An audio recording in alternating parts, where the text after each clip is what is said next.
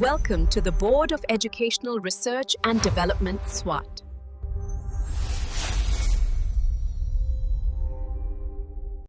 अस्सलाम वालेकुम, Saeeda Maryam Naqvi is here from the Moonlight International Publishers.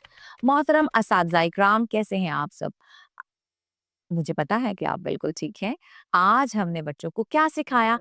आज हमने हुरूफ़े तहज्जी में बे के खानदान का पहला हर्फ लिखना, इसकी आवाज़, ठीक है, और इससे बनने वाले ज़ख़ीरा अल्फाज सिखाए।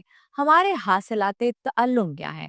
हासिलाते तअल्लुम ये हैं, हमने बे की असली और इब्तदाई अशकाल बच्चों को अच्छी तरह से सिखानी है और बच्चों को बे की अस्वाते हरकात के ज़रिए पढ़ाई करानी है, जिससे बच्चों को पता चलेगा कि अच्छा बे ज़बर के साथ आए तो उसकी आवाज़ क्या है, ज़ेर के साथ आए तो उसकी आवाज़ बदल जाती है और पेश के साथ आए तो उसकी आवाज़ बदल जाती है। ये बताना बहुत ज़रूरी है। ब ज़ेर बी, ब ज़बर बा, ब पेश बू, ठीक है? ब ज़बर ब ज़ेर ब पेश, ज़बर ज़ेर और पेश के साथ पढ़ाना, उसके बाद ज़ख़ीराए अल्फाज की पढ़ाई कराना बच्चों के लिए आसान होगा कि अगर बोटी है तो इसकी आवाज़ क्यों बदली है।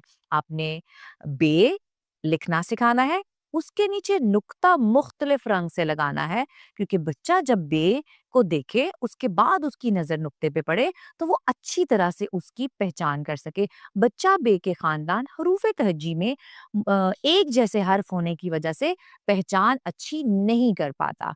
तो क्या वजह है? क्योंकि उनकी अशकाल एक जैसी होती हैं और हम जो उसके नकात हैं वो भी उसी रंग में लगाते हैं जिस रंग में हमने बे लिखा होता है।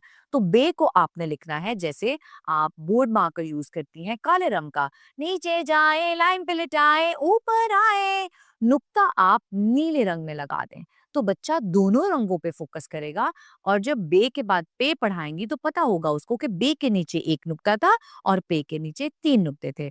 इसके बाद छोटी सी एक कहानी है, बच्चों को आपने अच्छे तरीके से कहानी सुनाने के बाद बच्चों से मुख्तलिफ सवालात पूछने हैं, ठीक है?